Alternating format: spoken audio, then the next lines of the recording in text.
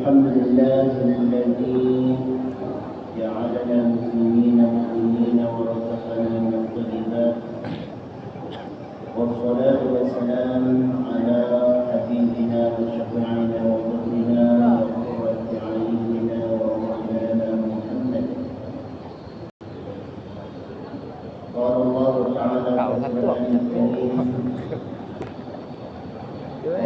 سبحانك لا علم لنا إلا ما علمتنا إنك أنت العليم الحكيم. لا حول ولا قوة إلا بالله العلي العظيم.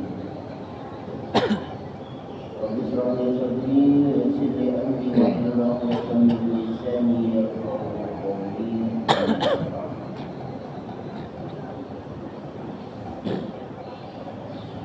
Bapak Ibu jamaah pada subuh yang dimuliakan Allah, para sahabat, para orang tua, para sahabat yang dimuliakan, kaum muslimin dan muslimat rahimahumullah. Alhamdulillah, syukurillah dan alhamdulillah. Kembali pagi ini kita berjumpa dalam kajian tentang sifat-sifat al-madhmumah dan al-mahmubah. Sifat-sifat yang buruk, juga ada pula sifat-sifat yang baik. Al-mahmudah, sifat-sifat yang baik. Didahului bahasan tentang sifat-sifat buruk. Kenapa didahulukan kajian tentang sifat yang buruk? Karena tujuannya ialah untuk antisipasi. Nah, kalau sifat itu baik, walaupun kita tidak tahu ini sifat apa namanya, tapi sudah dianggap oleh menurut sudut pandang agama ini sifat baik. Walaupun kita tidak tahu ini nama sifatnya apa. Nah, maka itu tidak menjadi problem. Yang problem itu walau tidak mengerti, tidak tahu nama sifat ini apa menurut kajian agama, tapi sifat itu ada pada diri kita, alhamdulillah. Jadi oleh sebab itu, seperti diagnosanya dokter, ini kita di dalam tubuh rasanya ada yang sakit. Di sebelah kanan perut, di atas bahu, di kepala, di kaki, di mana-mana tubuh kita. Posisinya pun kita tahu. Tapi persisnya ini penyakit apa? Yang tahu itu dokter. Tapi kita yang tidak tahu sekalipun, karena penyakit itu ada pada diri kita, mau tahu atau tidak tahu nama penyakitnya, tetap kita merasakannya. Ya, oleh sebab itu dibahaslah terlebih dahulu sifat-sifat al-madhmumah. Kajian kita sebelumnya sampai kepada al-mudahanah. Sebelum kita kembali untuk membahas ini, mari terlebih dahulu sama-sama kita menghadiahkan bacaan surat Al-Fatihah. Limusallin fi hadzal kitab, juga kita hadiahkan kepada guru kita, orang tua kita yang telah berjasa tentunya dalam hidup kita ini. Juga mudah-mudahan kita termasuk orang-orang yang mendapatkan ilmu yang bermanfaat. Ala hadhihi wa ala kulli salihah ila hadratin Nabi Rasulullah sallallahu alaihi wasallam. Al-Fatihah. Bismillahirrahmanirrahim. Bismillahirrahmanirrahim. Iyyaka na'budu wa iyyaka nasta'in.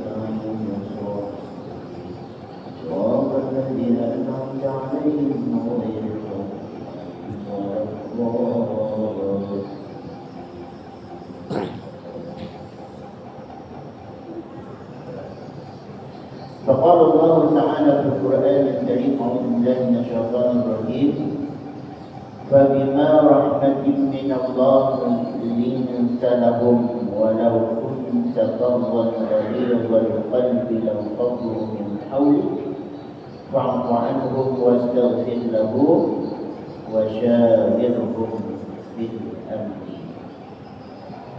أو كما قال الله تعالى في القرآن الكريم آل عمران surat 9.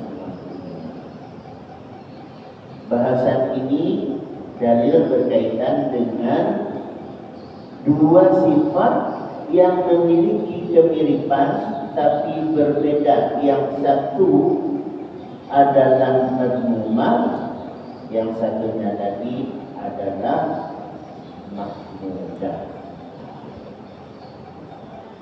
Yang mazmumah ialah al-mudahanah. Apa itu?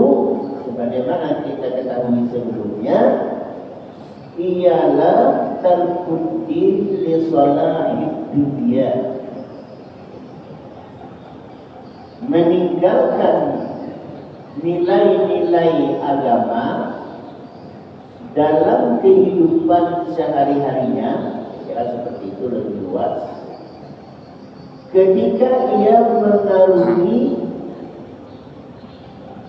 kehidupan dunia apapun namanya, apakah dalam hal mencari nafkah, apakah itu dalam dunia pendidikan, apakah itu dalam pergaulan sehari-hari, kehidupan bersosial bermasyarakat, dalam dunia bisnis dan lain sebagainya.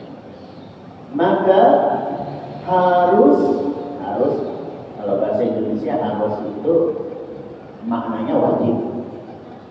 Tapi kalau harus dalam kajian fikih ibadah itu netral. Kalau dalam fikih ibadah yang ada harus berarti netral, boleh ya, boleh tidak. Karena kalau dalam fikih wajib lawannya haram, sunnah lawannya makruh, yang netral itu yang harus, mubah harus. Ini kalau dalam ilmu fikih, terutama fikih ibadah. Tapi bahasa Indonesia kalau sudah dibilang harus itu berarti wajib. Ini bahasa Indonesia harus kamu selesaikan hari ini, kata atasan kepada bawahannya. Nah, itu karyawan harus menyelesaikan, artinya tidak boleh urusan tidak beres hari ini. Risikonya bisa dipecat dari pekerjaan. Mana harus? Ini tidak bisa dilawan nih bos kita ini dengan ilmu fikih ibadah nih. Bos bilang katanya harus. Ini dalilnya kalau di dalam fikih itu harus itu boleh iya, boleh tidak.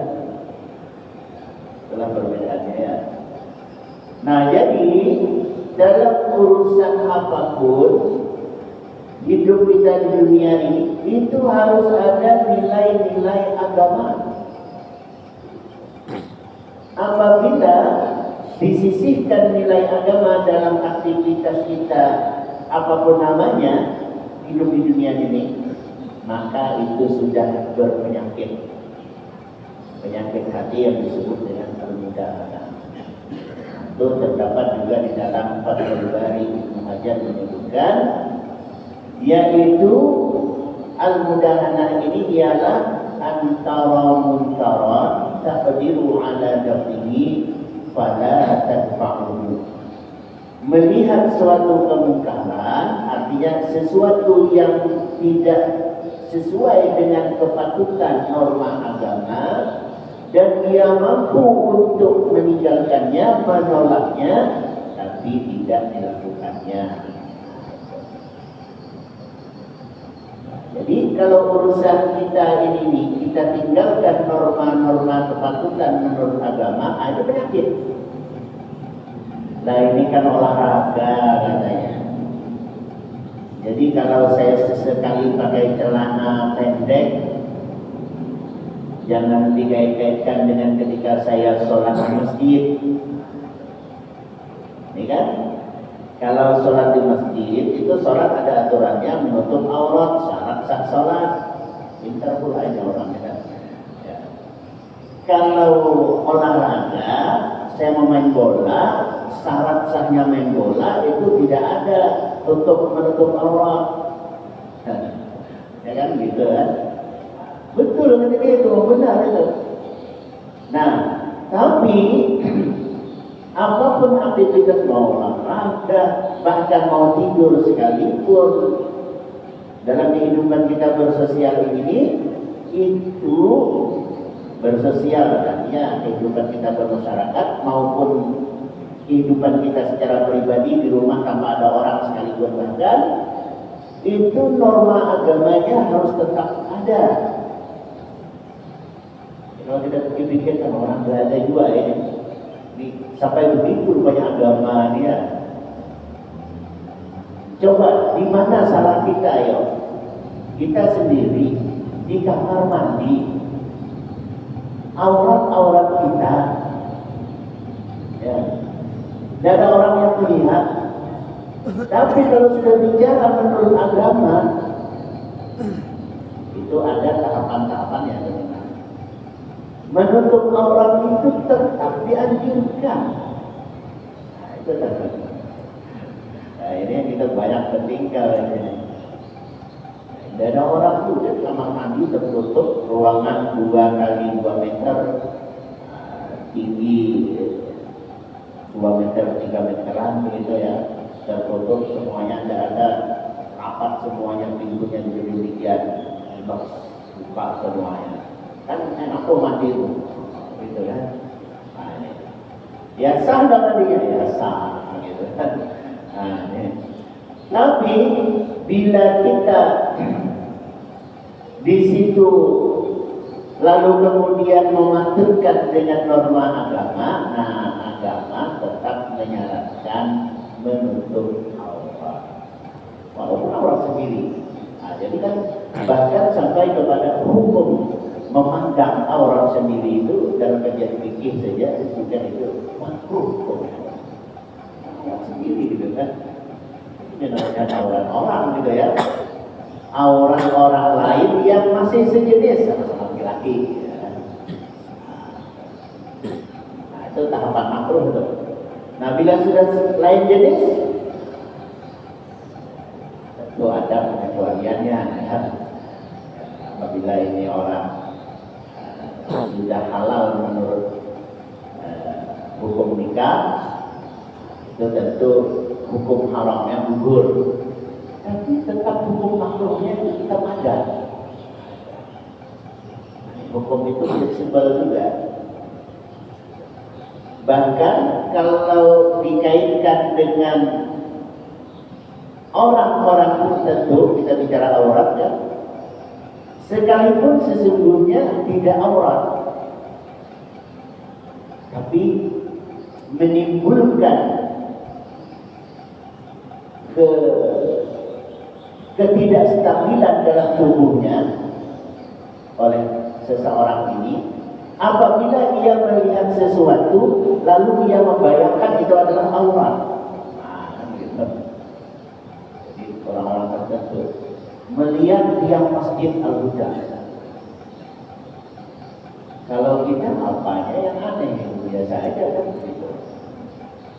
Tapi kalau orang tertentu yang disebut dengan punya kelainan, umpamanya dia membayangkan tiang masjid ini adalah aurat perempuan. Ini kita kajian umum. Lalu kemudian dia dekaplah tiang masjid ini, dielus-elus dan sebagainya. Nah, ini bisa jadi sampai kepada tahapan yang hukum tadi ya. Bagi kita biasa saja buah. Ini bisa jadi orang ini sampai kepada menjadi hukumnya haram.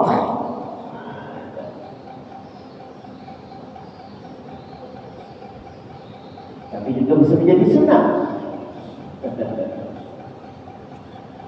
Saya katanya tertarik mau berjamaah di Al-Huda itu. Sebab saya terkagum-kagum melihat tiang-tiang masjidnya itu. Gitu. Jadi mulai melihat itu saja, itu sebuah motivasi dia datang sehingga berjamaah. Nanti tinggal diarahkan saja, jangan sampai dalam sholat itu tujuannya adalah yang masjid. Itu bab berikutnya. Tapi bab dia mau datang berjamaah, motivasinya biar tiang masjid itu tidak apa-apa. Jadi tiang masjid itu menjadi sunnah. Jadi bisa jadi makruh, bisa jadi sunnah, bisa jadi haram, gitu kan? Nah, itulah hukum.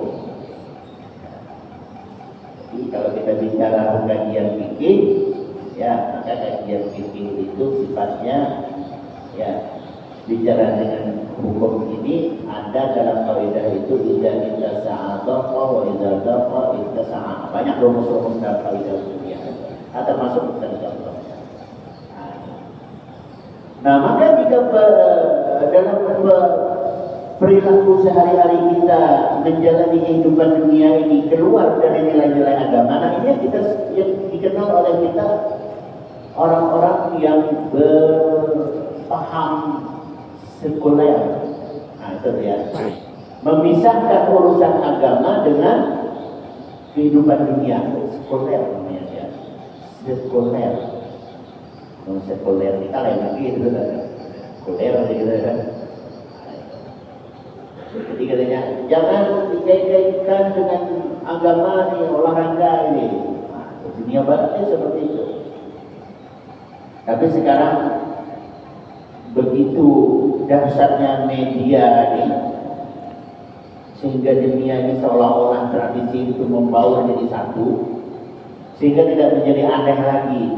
Nah, kalau budaya-budaya Islam masuk ke kehidupan yang tidak biasa, nah ini berarti Islam bisa mewarnai. Ini bagus. Tapi sebaliknya yang kita khawatir, budaya-budaya yang tidak Islami juga masuk.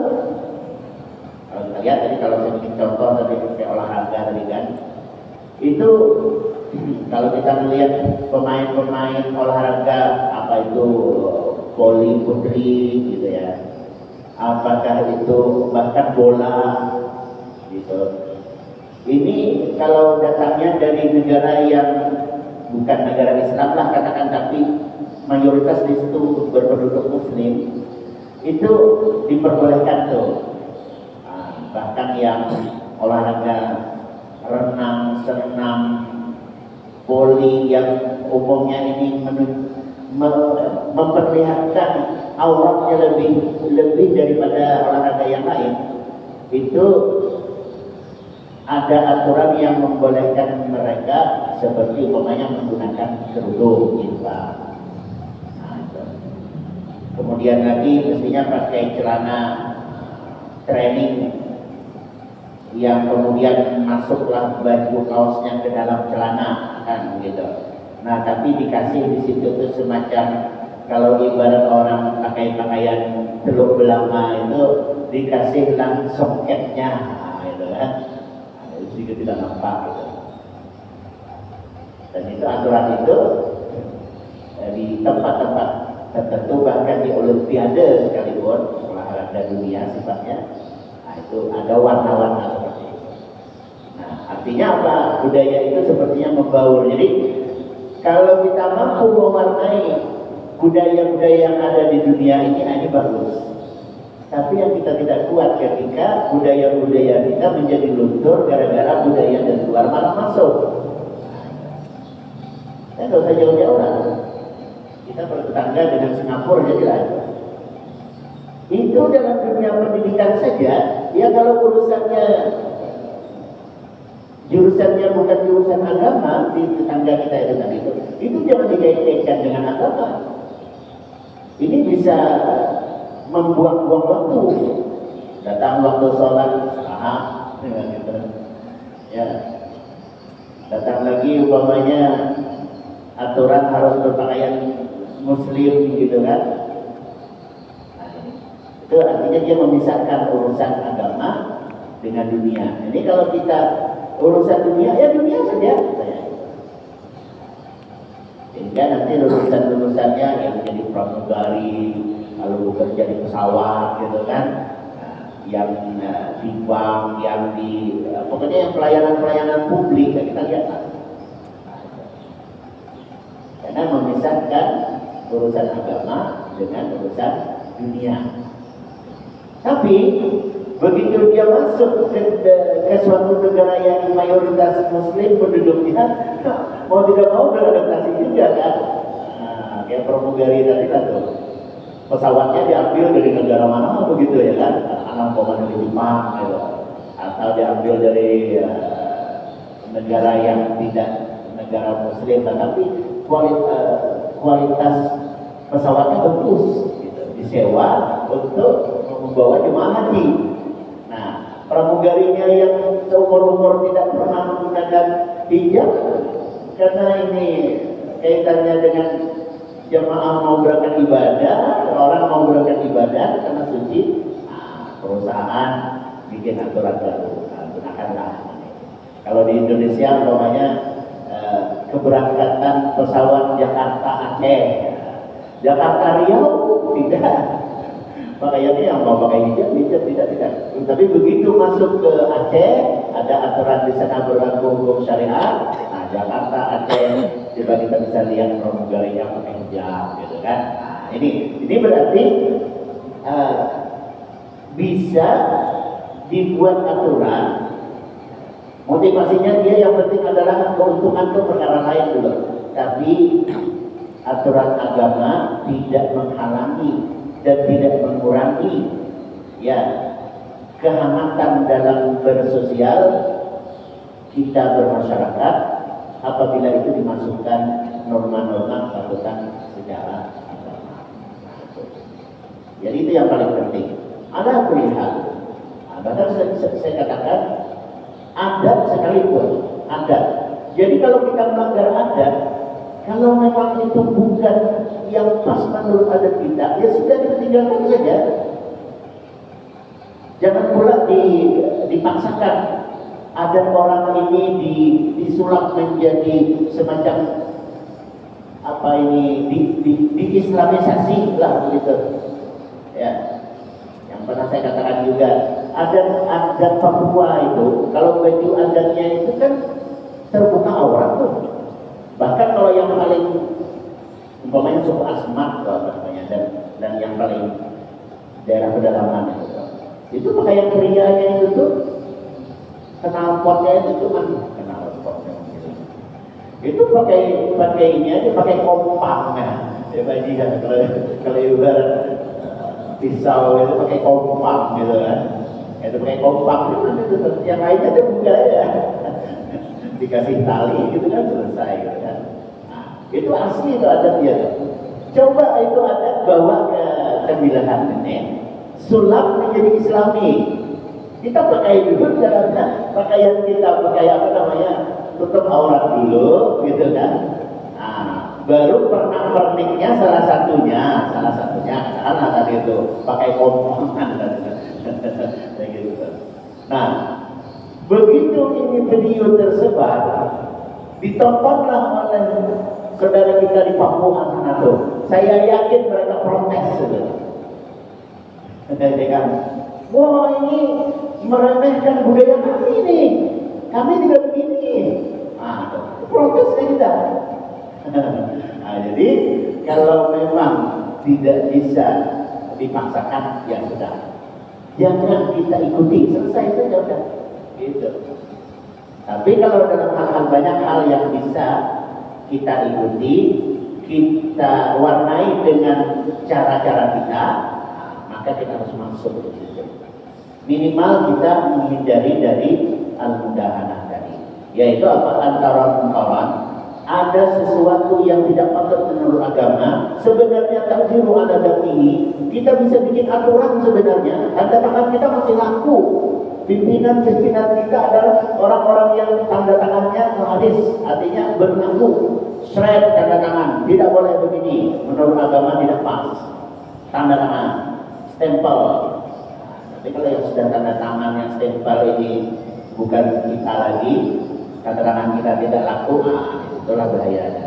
Sebab itu tanda tangan ini harus orang-orang yang seirama senada dengan cara pandang kita. Tara mungkaran takdiru ala datihi, mampu untuk menolaknya, tapi kalau tak tahu dia biarkan saja. Nah, maka orang yang membiarkan seperti ini, dia adalah bersifat al-mudah. Nah, adapun al-mudarah, yaitu dia menjaga, menjaga ya orang yang melakukan hal-hal yang bisa jadi tidak patut menurut agama, tapi membimbing dia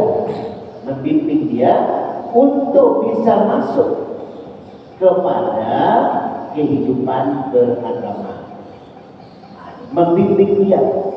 Nah, maka ini sifat mahmudah, itu namanya mudah. Mudah karena kita terjerumus pada budaya mereka, sementara mudah kita tarik dia, biarlah kita dulu seolah-olah ada pada posisi mereka. Tapi bukan bermakna kita diwarnai oleh mereka, seolah-olah kita ada pada posisi mereka. Tujuannya apa? Menarik mereka. Kayak berorang mancing lah gitu ya. Umpannya tuh mirip betul yang dimakan dia itu, umpamanya kan. Sehingga dipatoknya juga yang diumpan. Dibawa dia, dibawa. Sehingga pada masalah ini, nah ini adalah sifat al-mahmudah. Hifzul janahi linnas, layyinul kalimat, tarkul irlab, ihtiqarat lahum fil qaul. Tujuannya adalah dzalika min aqwa asbabil ulfah. Ini namanya al-mudarah. Hifzul janah linnas, sanggup untuk merendahkan diri terhadap orang lain, artinya egonya dia lepas, lalu dia berkata lembut, mengajak untuk dia bisa mau dengan kita, dengan ajakan yang kira dia tertarik oleh itu, tidak bersifat kasar kepada mereka. Nah, maka itu perbuatan adalah termasuk perbuatan al-mudarah. Tapi kan kita tidak melakukan yang mereka lakukan. Nah, itu. Maaf, untuk ini saya tidak bisa. Karena menurut agama kami atau menurut ajaran kita, kalau dia orang sesama satu agama, ini adalah tidak pantas. Sudah mulai ditarik sehingga dia tertarik. Tapi rahmatin min Allah yaqtalu wa la taqabbalu qadiran qalbi taqabbalu min hawli. Oleh sebab itulah berlemah lembutlah kalian kepada mereka. Lintahu walaupun tafadhal qadiran qalbi, kalau kita itu berkeras hati, ego kita tonjolkan, yang penting menurut saya benar. Nah ini Anda pokoknya harus ikut apa kata saya. Lamfatu min hawli, orang tidak akan mau mengikuti jejak dan alur kita. Oleh sebab itulah makanya orang-orang yang pandai berdakwah mengajak masuk kepada kalangan mereka ini, ya biasanya orang-orang yang mampu untuk membaur, dalam tanda kutip tidak diwarnai, tapi adalah membaur dalam tujuan mengajak mereka bisa masuk menjadi bagian warna yang kita inginkan, yaitu norma-norma agama. Sepertinya Pak ini pada subuh ini waktu kita singkat sampai di sini karena ada kegiatan orientasi Tuhan Hakim di dalam Marathi, jadi mungkin mempersiapkan diri juga. Jadi agak kurang santai ya. Kira itu dulu, mudah-mudahan ada manfaatnya. Ya, atas segala kekurangan terima kasih, bisa dimaafkan, dan terima kasih juga mudah-mudahan ilmu ini bisa berguna bagi kita semua. Wallahu a'lam bishawab. Billahi taufiq wal hidayah. Wassalamualaikum warahmatullahi wabarakatuh. Bismillahirrahmanirrahim. Alhamdulillahi alamin. اللهم انفعنا بما علمتنا وعلمنا ما ينفعنا وارزقنا ما ينفعنا. اللهم اجعلنا من هديت ومن رحمنا وتفرقنا من بعده تفرقا معصوما. اللهم لا تجعل فينا ولا معنا شقيا ولا محروما. ربنا اتنا في الدنيا حسنه وفي الاخره حسنه وقنا عذاب النار. صلى الله على سيدنا محمد وعلى اله وصحبه وسلم. تقبل الله